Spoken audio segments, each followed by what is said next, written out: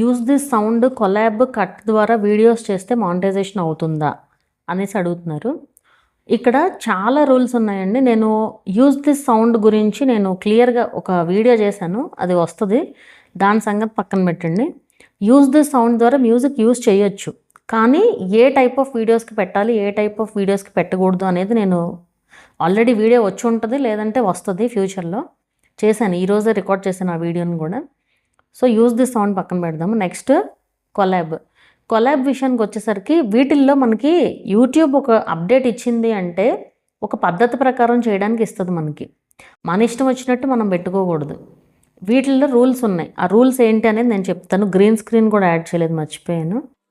Green screen గురించి కూడా చెప్తాను. ఆల్రెడీ చేశాను వీడియో, బట్ ఇవన్నీ ఒక దగ్గర కవర్ చేద్దాం అనేసి చేస్తున్నాను. అయితే ఇప్పుడు కొలాబ్ అంటే ఏంటి? వేరే వాళ్ళతో కొలాబ్ అయ్యి చేయడం. అది ఎలా వస్తుంది? మనకి ఫ్రేమ్స్ కూడా ఇస్తుంది మనకి. అంటే యూట్యూబ్ ఇప్పుడు మనం ఒక వీడియోతో కొలాబ్ క్లిక్ చేసామనుకోండి, ఆ కొలాబ్లో వాళ్ళ వీడియో పైన మన వీడియో కింద, లేదంటే వాళ్ళ వీడియో లెఫ్ట్ మన వీడియో రైట్ సైడ్ అలా వచ్చేలాగా మనం ఫ్రేమ్స్ సెట్ చేసుకోవచ్చు అనమాట. ఇది డ్యాన్స్ వీడియోస్కి పెట్టాలి యాక్చువల్గా. ఇప్పుడు ఏం చేస్తున్నారంటే కొంతమంది కొలాబ్ పేరుతో ఒకళ్ళు మాట్లాడుతున్నారు అనుకోండి, వాళ్ళు ఓవర్లాప్ చేస్తూ వీళ్ళు మాట్లాడి పెడుతున్నారు. అది కాదు అసలు పర్పస్. అసలు ఏముంటుంది వీడియోలో? ఇంకా ఎవరు మాట్లాడేదే అర్థం కాదు కదా. వాళ్ళు మాట్లాడుతున్నారు, మీరు మాట్లాడుతున్నారంటే ఎవరు మాట్లాడుతున్నారు అనేది అర్థం కాదు. ఇంకా అలా కాదు అసలు చేయాల్సింది. కొలాబ్ అనేది ఇప్పుడు డ్యాన్స్ ఉందనుకోండి, వీళ్ళు ఒక పక్కన డ్యాన్స్ వేస్తున్నారు, పక్కన మీరు అప్పటికప్పుడు వీడియో రికార్డ్ చేయాలి అక్కడ. సేమ్ యూజ్ దిస్ సౌండ్ ద్వారా డ్యాన్స్ ఎలా రికార్డ్ చేస్తున్నారో మీరు వేరే వాళ్ళతో కొలాబ్ అవ్వాలి అంటే అక్కడికక్కడ డ్యాన్స్ చేయాలి. అది అసలు ప్రాసెస్. లేదా డబ్ స్మాష్ అయినా చేసుకోవచ్చు. కొలాబ్ అనేది అలాంటి వాటికి మాత్రమే యూజ్ చేయాలి. అంతేగాని మీరు, ఎందుకంటే అక్కడికక్కడ రికార్డ్ చేయగలిగినవి అవే, ఇంక వేరే ఏవి రికార్డ్ చేయలేం కదా. మనం చేసిన వీడియోని పెట్టలేము కొలాబ్లో.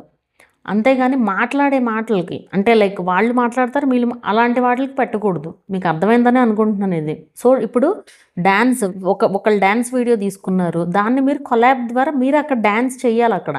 అలాంటి అప్పుడు మాత్రమే యూజ్ చేయాలి కొలాబ్ అనేది. ఇది ఏంటంటే చాలామందికి తెలియక కొలాబ్ ద్వారా చేస్తున్నాం కదా అనేసి ఒక పక్కన వీడియో ప్లే అవుద్ది, వీళ్ళేం దాన్ని చూస్తూ ఉంటారు అలాగా. లేదంటే ఏదన్నా ఊరికే జస్ట్ వీడియో పెడతారు. అది అసలు కొలాబ్ పర్పస్ కాదు. అదంతా కూడా మీకు రీయూజ్డ్ అని వచ్చేస్తుంది అలా పెడితే కనుక. అది కొలాబ్ అంటే అది. అలాగే కట్ ద్వారా చేయొచ్చు. కట్ అనేది మనకి వచ్చేదే 5 సెకండ్స్ 10 సెకండ్స్ పెంచినట్టున్నారు ఇప్పుడు. సో ఎంతైతే అంత కట్ చేసి తర్వాత మన వీడియో ఉండాలి, దానికి మనం రియాక్ట్ అవ్వాలి. అండ్ ఇక్కడ మీరు అబ్జర్వ్ చేయాల్సింది, కొలాబ్ వీడియోస్కి, కట్ వీడియోస్కి, యూజ్ దిస్ సౌండ్కి ఏదైనా సరే మీరు అవి యూజ్ చేస్తే వేరే వాళ్ళ లోగో రావాలి, మీ లోగో రాకూడదు అక్కడ. అది చూసుకోండి మీరు షార్ట్స్లో. వేరే వాళ్ళ లోగో వస్తే మళ్ళీ అది వ్యాలిడ్, వేరే వాళ్ళ లోగో వస్తేనే వ్యాలిడ్, మీ లోగో రాకూడదు మళ్ళీ అక్కడ. అదొకటి చూసుకోవాల్సి వస్తుంది. సో కట్ ద్వారా ఇప్పుడు ఒక వీడియో తీసుకున్నారు, ఆ వీడియోలో 5 సెకండ్స్ కట్ చేసి ఆ పార్ట్కి మీరు రియాక్ట్ అవ్వాలి. తర్వాత మీరు కనిపిస్తూ రియాక్ట్ అవ్వాలి. మళ్ళీ బ్యాక్గ్రౌండ్లో ఏదో మీరు అసలు కనిపించకుండా ఏదో వేరే దాన్ని షూట్ చేసి పెడతాం కాదు. ఏదైనా మీనింగ్ఫుల్గా ఉండాలి. మీనింగ్ఫుల్ అప్డేట్స్ ఇవన్నీ ఒక రకంగా చెప్పాలంటే. మీనింగ్ఫుల్గా లేకుండా ఏదో ఒకటి యూట్యూబే ఇచ్చింది కదా అని పెట్టుకోకూడదు అది. అండ్ గ్రీన్ స్క్రీన్కి ఒక ప్రాసెస్ ఉంటుంది చేయడానికి. ఈ గ్రీన్ స్క్రీన్ వీడియోస్ ఎట్లాగంటే, గ్రీన్ స్క్రీన్ అంటే ఏంటి? ఇప్పుడు కొన్ని వీడియోస్ చూస్తాం మనం, అంటే బ్యాక్గ్రౌండ్లో వాళ్ళు ఎక్స్ప్లెయిన్ చేసేది వస్తూ ఉంటుంది, ఫ్రంట్లో వాళ్ళు మనిషికి మాత్రమే కనిపిస్తారు. అదేంటి? Green screen. ఇప్పుడు మనం అలా చెయ్యాలి అంటే, ప్రాసెస్ అంతా చేయాలంటే ఎట్లాగా? ఇప్పుడు ఒక గ్రీన్ మ్యాట్ వేసుకుని వెనకాల ఆ వీడియో షూట్ చేసుకుని మనం ఎడిటింగ్లో గ్రీన్ మ్యాట్ తీసేసి మనం ఏదైతే మాట్లాడుతున్నామో అది బ్యాక్గ్రౌండ్లో వచ్చేలాగా పెట్టుకోవచ్చు జనరల్గా. ఆ ప్రాసెస్ అంతా లేకుండా యూట్యూబ్ ఏమిచ్చింది? గ్రీన్ స్క్రీన్ ఎఫెక్ట్ ఇచ్చింది. అదేంటి?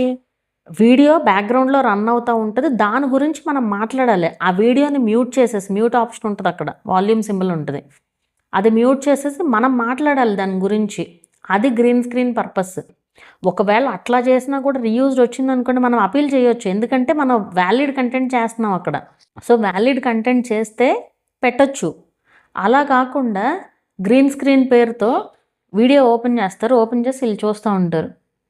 ఆ మనిషి కూడా వాళ్ళ ఫేస్ కూడా కనిపించదు అసలు. ఇంకా ఎవరికి ఉపయోగం దానివల్ల?